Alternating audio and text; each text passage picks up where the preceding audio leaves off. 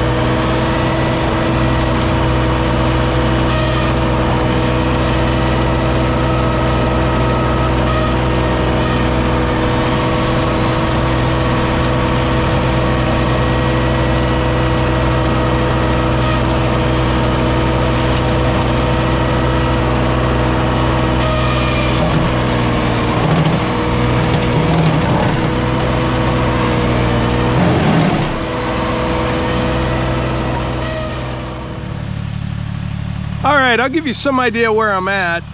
The cabin's down that way, a couple hundred yards. The main trail, it comes out through here. It's just down there about 50 yards and then goes straight out to the end of the property. But right up here, I always mow this little spot. It's like, for some reason, the sweet spot for all things trail camera. I mean, I get video and pictures of everything. It's just a great spot. And what I was thinking, I'm not sure if I'm gonna do this or not. This was super nasty right here. I don't want to take too much of it, but I would like just a little trail back through here. And there's some nasty, nasty stuff in there. Yeah, I'm just debating on what to do here. I can do it, but I don't want to clear it all. It makes good cover. Maybe I'll go back just a little bit farther, see what it looks like.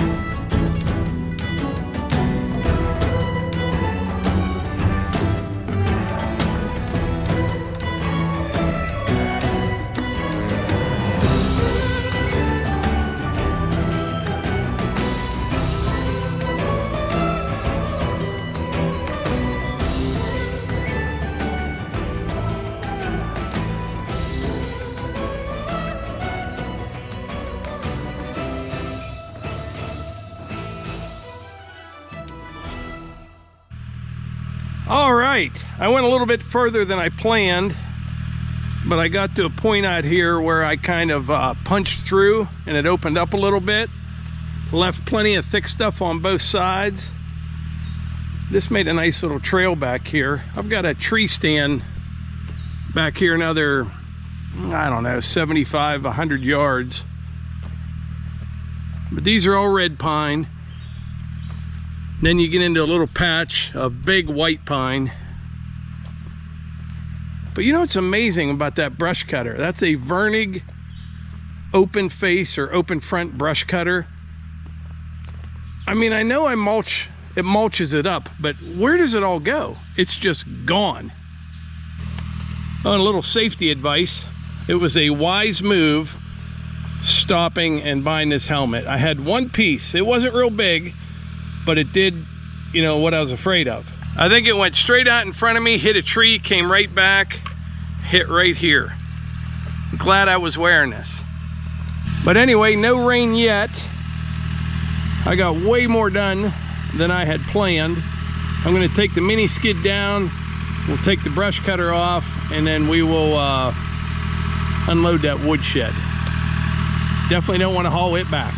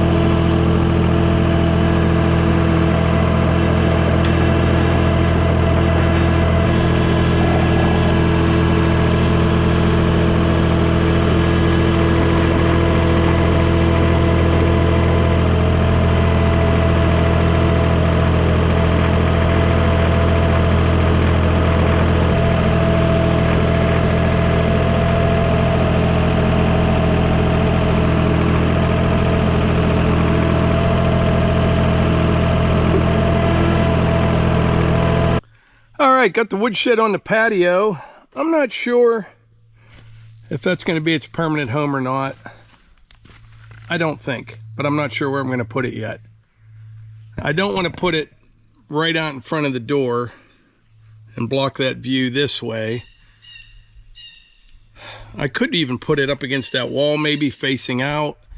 I'm not sure yet, but it's actually a pretty good match. The cabin has kind of a little bit of a shiny finish to it. The woodshed does not, but close enough for these purposes here. Yeah, I'll have to think about positioning, because the wood stove is right inside that. It's going to go right inside that door, just like 6 feet. And we'll end up having like a brio pit out here.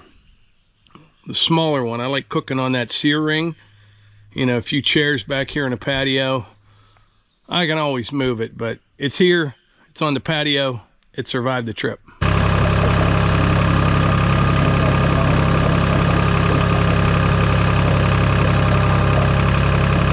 All right, I just checked the radar. There are definitely some storms in the area. Before it rains here, I'm going to turn the truck and trailer around, load up the mini skid, and at least be pointed in the right direction. At some point, there's a couple trees down here. I got like a circle drive down there. You'll see it here in a minute. And since I built that, my truck got a lot longer, and so did my trailer. I used to have an F-150 and a shorter trailer, and it is all I can do with this trailer here to get around that thing.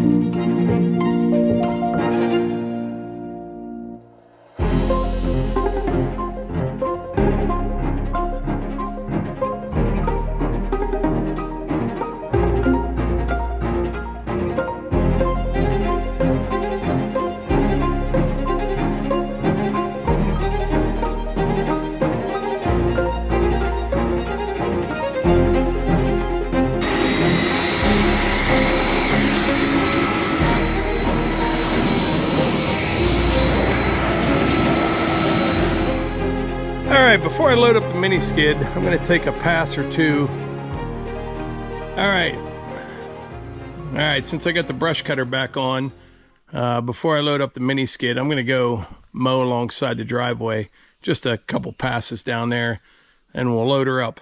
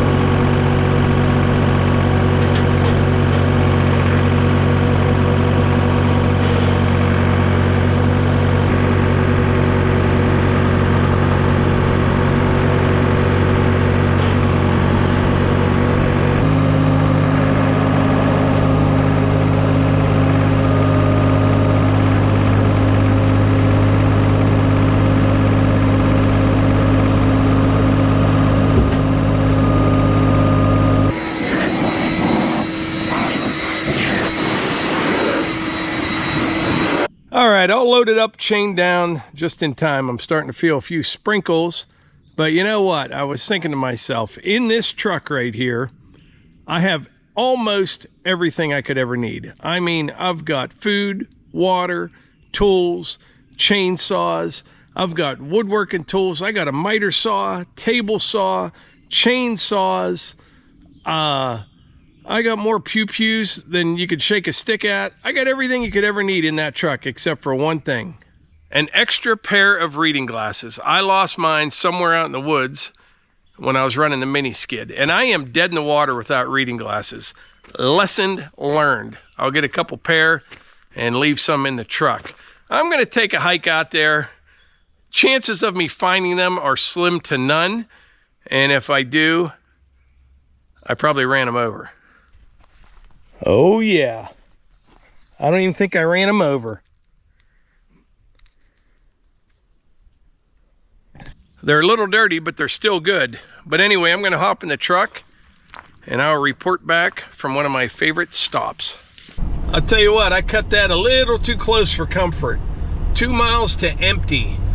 I got some fuel this morning when I left the house, and I wanted to get just enough to get down to the cabin and back up here near the PA line and get fuel in West Virginia, because it's probably about 60 cents a gallon cheaper in West Virginia than it is in PA. But yeah, 2 miles to empty. I bet you this thing could run another 30 miles though. I bet at least, maybe even 45. 1 mile to empty. All right, truck took 44 gallons. I believe it's a 48-gallon tank, so I had a little bit of wiggle room there. All right, next up, Bass Pro. All right, so I got back last night. It was an uneventful trip on the way home, and the mini skid got a bath. I ran through some pretty heavy rain there, but made it back. Gonna take everything down to the Woodyard, get unloaded. The inside of my truck in the bed is an absolute disaster. I need to make some time later today or this evening and get it all cleaned out. You get into different modes, you know what I mean? Like cabin, sawmill, and you just keep putting stuff in here, and then you forget what all's in here, and it's just very, very disorganized. I need to get that taken care of.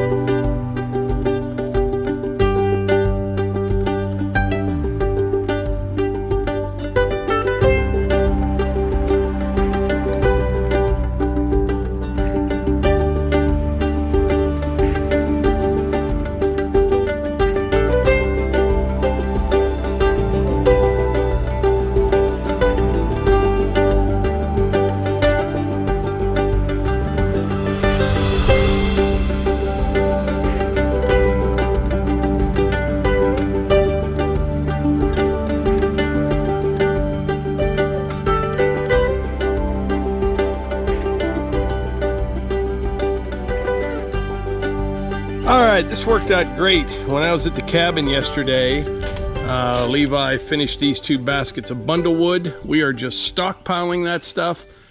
All red oak, beautiful, beautiful stuff. And I like to keep it underneath the pavilion. It doesn't get all weathered. You know, in the fall, it doesn't get a bunch of leaves on it, and it just makes for a cleaner product.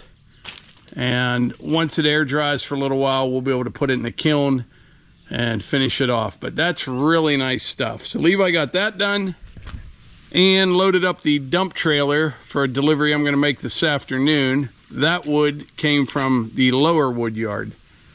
A couple things worth a mention before I wrap this up. This is an amazing attachment for the mini skid, 48 inches wide. It's the Virnig open front brush cutter. You get a real nice finish if you're mowing just like grasses with it and weeds. Yet I can take down and mulch up like 3-inch, even bigger, autumn olive, all that invasive stuff. It just eats it up and there's nothing left at all. And speaking of the mini skid, this is absolutely amazing. Now this one is a Vermeer, It's the big one, the CTX 160. I think most brands out there are probably pretty decent, and I don't know how I got by before I had a mini skid. I don't. Well, I do know. Everything just took a lot longer.